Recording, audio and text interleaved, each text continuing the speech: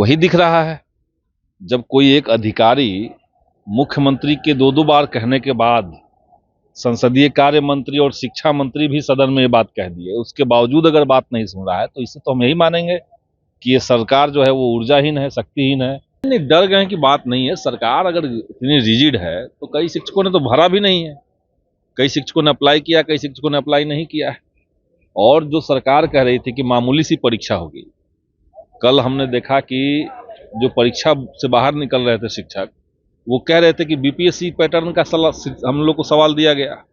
नमस्कार, मैं स्वीटी और आप देख रहे हैं एसटी न्यूज। बिहार में शिक्षकों और के पाठक के बीच जो टाइम टेबल को लेकर पेंच है वो अब तक फंसा हुआ है। और जिस तरीके से सदन में नीतीश कुमार ने कहा था कि 15 मिनट पहले स्कूल में शिक्षकों को आना है और 15 मिनट बाद जाना है, इस पर के पाठक के द्वारा भी वीडियो कॉन्फ्रेंसिंग के माध्यम से कह तो दिया गया था, लेकिन इस पर कोई अभी तक लेटर जारी नहीं किया गया है। जब इसको लेकर जब बात किया गया सीपीआईएमएल विधायक संदीप सौरभ से तमाम मुद्दों को लेकर, जिस तरीके से जो नियोजित शिक्षक हैं वो बिना क्षमता परीक्षा दिए ही राज्यकर्मी का दर्जा का मांग कर रहे हैं। कई शिक्षक जो है वो एग्जाम तो दे रहे हैं, लेकिन कई शिक्षक जो है वो अभी तक भी अड़े हुए हैं। तमाम मुद्दों को लेकर क्या कुछ कह रहे हैं सीपीआईएमएल के विधायक संदीप सौरभ, उनकी बातों को सुनिए।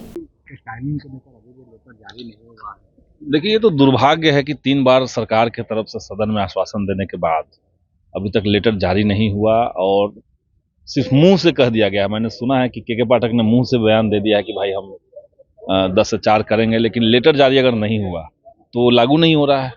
तो सभी जिलों में अभी भी शिक्षकों को 9 से 5 वाला ही पैटर्न फॉलो करना पड़ रहा है और ये दुर्भाग्य की बात है। सरकार को संज्ञान में लेना चाहिए। क्या लग रहा है, सरकार का सवाल खत्म हो गया? वही दिख रहा है।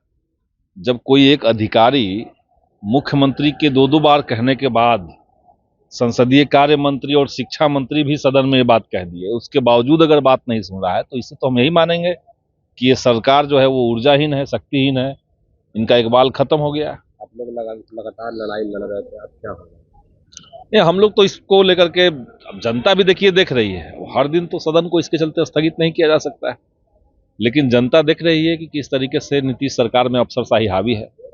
विधायिका की बात कार्यपालिका नहीं सुन रही है, जबकि नियम है कि विधायिका ही नियम बनाएगा, कार्यपालिका को तो लागू केवल करना है।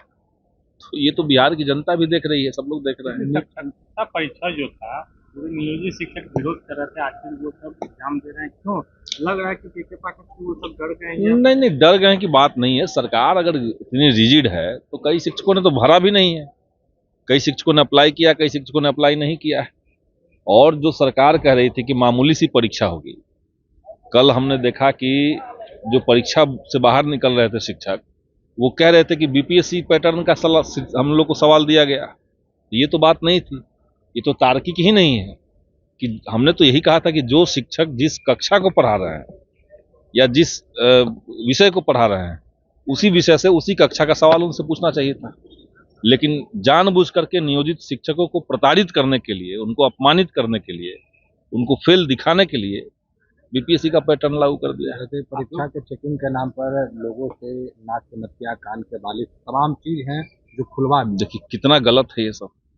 तो हम वही कह रहे हैं कि ये जो एनडीए की सरकार है, ये पहले भी नियोजित शिक्षकों के खिलाफ थी और अभी भी ये नियोजित शिक्षकों के खिलाफ ही है।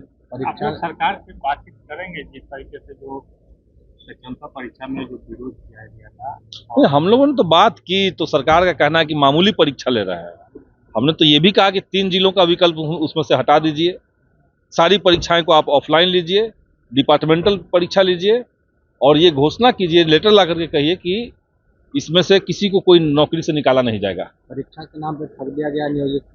निश्चित तौर से वही लग रहा है। तो नियोजित शिक्षकों के साथ जो उनका संगठन है, उनके साथ बैठ करके हम लोग बात करेंगे और आगे की रणनीति बनाएंगे। एक सवाल है कि अब संगठनों में ही मतभेद देखने को मिल रहा है। बिहार माध्यमिक शिक्षक संघ परीक्षा के लिए राजी हो गए, लेकिन बिहार राज्य प्राथमिक शिक्षक संघ है जो राजी नहीं हुई है। देखिए, अब परीक्षा के लिए आपत्ति सच मायने में देखिए तो बड़े हिस्से को नहीं है, लेकिन सवाल यही है कि परीक्षा आप लेना किस मकसद से चाहते हैं। परीक्षा अगर आपको ये लगता था कि मामूली सी परीक्षा हम डिपार्टमेंटल ले लेंगे, उसी विषय का सवाल पूछ लेंगे, तो ये अच्छी बात थी। लेकिन सरकार का जो पूरा एंगल है वो ये नहीं है। उन्होंने 3 विकल्प का जो दे दिया अनिवार्यता कि फॉर्म भरते समय आपको 3 विकल्प देना पड़ेगा। अब आप समझिए कि जो शिक्षक किसी एक जगह पे सेटल हो चुके हैं, 2 साल में वो रिटायर हो जाएंगे। और शिक्षक का जो पद होता है वो सरकार खुद ही स्वीकार कर रही है कि ये अस्थानांतरणीय होता है, इसमें ट्रांसफर नहीं होता है। तो जो शिक्षक कहीं सेटल हैं, उनका परिवार सेटल है, अब आप कह रहे हैं कि 3 जिलों का विकल्प दीजिए, आपको हम कहीं फेंक देंगे, ये तो गड़बड़ है ना। तो इसके चलते बहुत सारे शिक्षक नाखुश हैं सक्षमता परीक्षा से। शिक्षक किनकी बात माने, के पाठक की माने या फिर मुख्यमंत्री नीतीश कुमार? ये सवाल आप लोग को सरकार से जरूर पूछना चाहिए कि शिक्षक बात किनकी माने। सरकार के जो भी मंत्री हैं, हालांकि अधिकांश मंत्री तो सदन में आते नहीं है, मंत्रिमंडल का विस्तार हो नहीं रहा है, और इसका सबसे बड़ा खामियाजा जो भुगत रहा है वो बिहार की जनता भुगत रही है।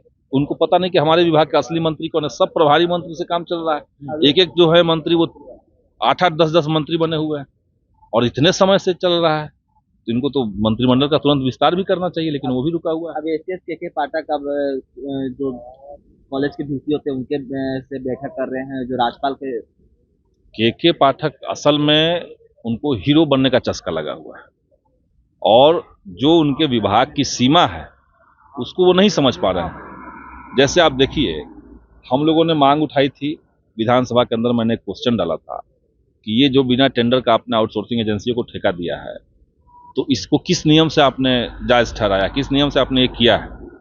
सवाल स्वीकृत है लेकिन जवाब नहीं आ रहा है। इस तरीके से इस बार भी फिर मैंने एक सवाल डाला, तो उसके बाद विभाग जो कर रहा है, सारे आउटसोर्सिंग एजेंसियों को कह दिया कि अब आप अपनी बहाली से खत्म करवा दीजिए। तो जो 6 महीना से जो बहाल लोग थे एजेंसी के माध्यम से, उनको ना तो पेमेंट मिला, ना तो श्रम विभाग के आदेश के बावजूद उनको ईएसआई और पीएफ मिला, और अब उनकी नौकरी 28 फरवरी को कही जा रही है खत्म हो जाएगी। तो इस बीच में जो पैसे का लेन देन हो गया, इसका हिसाब कौन देगा देश की जनता को, बिहार की जनता को? ये सब चीज के पाठक की गड़बड़ी है।